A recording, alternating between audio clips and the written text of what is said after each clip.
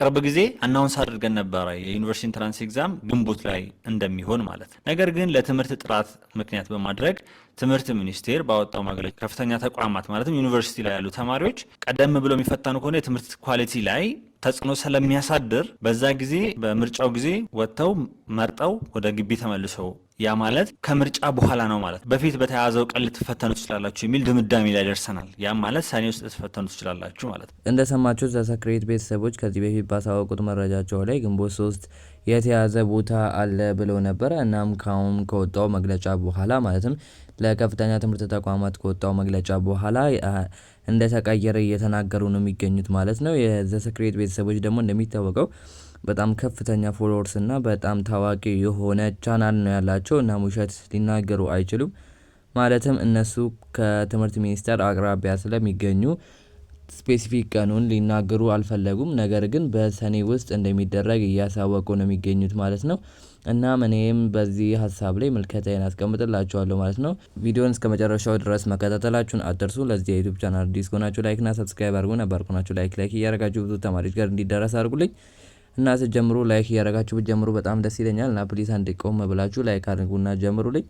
እና እንዳሳወቋችሁ ከዚህ በፊት በሰራው ቪዲዮ ላይ የከፍተኛ ትምህርት ተቋማት ባስተላለፈው መሰረት የከፍተኛ ትምህርት ተቋማት በሙሉ ምርጫ መርጠው ወደ ዩኒቨርሲቲ እንዲመለሱ ታስበዋል ይላል ማለት ነው። ይሄም የሆነበት ምክንያት የተማሪዎች ስኬታማነትን ስለሚቀንስ ማለትም ጊዜያቸውን ስለሚሻማ ባላቸው ጊዜ አጥንተው ተመልሰው ወደ ግቢ ገብተው ከእንደገና አጥንተው እንዲፈተኑ ነው ያሰበው ማለት ነው።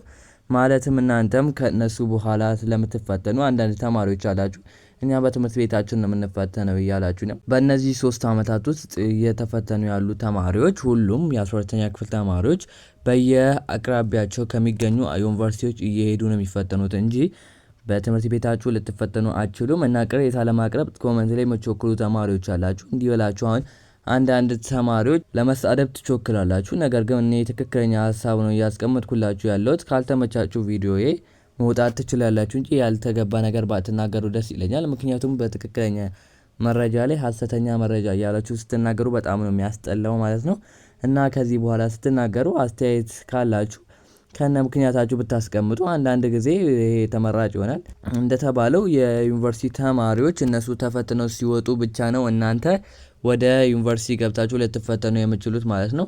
እነሱ ግንቦት 24 መርጠው እንዲመለሱ ከታቀደ ሰኔ ውስጥ ነው የእናንተ ሊሆን የሚችለው ማለት ነው። የሪሚዲያል ኤግዛም ደግሞ ከግንቦት 26 እስከ ሰኔ 2 ባሉት ቀናቶች ውስጥ እንደምትመለከቱት የትምህርት ሚኒስቴር የሚሰጠው የፋይናል ኤግዛም ይሆናል ማለት ነው በእነዚህ ቀናቶች ውስጥ እና ትምህርት ቤቱን ሰኔ 3 ለቀው እንዲወጡ ያሳውቃል ማለት ነው። ይሄ የተገኘው ከወልቂጤ ዩኒቨርሲቲ ነው ማለት ነው። እንደምትመለከቱት እናንተ ሀሰተኛ መረጃ ከማለታችሁ በፊት ኢንፎርሜሽኑ በትክክለኛ በማህተም የተደገፈ ነገር እያሳየዋችሁ ነው። ይሄ በወልቂጤ ዩኒቨርሲቲ የሰጠ ነው እና አንዳንድ ዩኒቨርሲቲዎችም አሉ ሰኔ 3 ላይ ትወጣላችሁ እየተባለ ስለሆነ እናንተ ከሰኔ 3 በኋላ ሊሆን ይችላል ማለት ነው። ግን ስፔሲፊክ ቀኑ አልታወቀም። ስፔሲፊክ ቀኑ ከትምህርት ሚኒስቴር ብቻ ነው የሚታወቀው።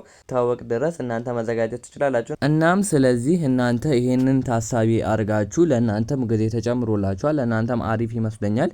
ምክንያቱም የማንበብ ቻንስ ይኖራችኋል ማለትም 1 ወር ተጨምሮላችኋል ማለት ነው። ከዚህ በፊት ግንቦት 3 ላይ ሊሰጥ የነበረው ትምህርት ሚኒስቴር ማሳውቋል ሊሰጥ ነበር። ነገር ግን የትምህርት ኳሊቲን ይቀንሳል ብለዋል ማለት ነው። በዛ መሰረት ነው ከምርጫ በኋላ ሊያደርጉት የቻሉት ማለት ነው። ስለዚህ እናንተም 1 ወር ተጨምሮላችኋል። በዚህ 1 ወር ውስጥ ራሳችሁን ማዘጋጀት ትችላላችሁ። እናም ዘሰክሬት ቤተሰቦች አሪፍ ክላስ አዘጋጅተዋል። ብሩ ሀይ ቢሆንም መክፈል የምትችሉና ማለፍ የምትፈልጉ ተማሪዎች ከሆናችሁ ይሄንን 2500 ብር ከፍላችሁ ብትመዘገቡ የተለያዩ ጥያቄዎች አላቸው እና ደግሞ ቪዲዮዎችን የሚያብራራ ከ9 እስከ 12ኛ ክፍል ያሉትን የሚያብራራ ቪዲዮዎች በውስጡ ለቀዋሉ እና እዛ ገብታችሁ ራሳችሁን ብታዘጋጁ እስከዛው ድረስ መክራቸዋለሁ ማለት ነው። የ3 ወር ቻሌንጅ አዘጋጅተዋል እነሱ በሰኔ ወር ውስጥ ነው ማለት ነው። ቅሬታ ማቅረብ የምትፈልጉ ከሆነ ከነ ምክንያቱ ኮሜንት ላይ ብትጽፉልኝ ደስ ይለኛል እንጂ ያልተገባ ነገር ባትናገሩ ደስ ይለኛል። እና እስከዚህ ድረስ ቪዲዮን ተመልክታችሁ ከመጣችሁ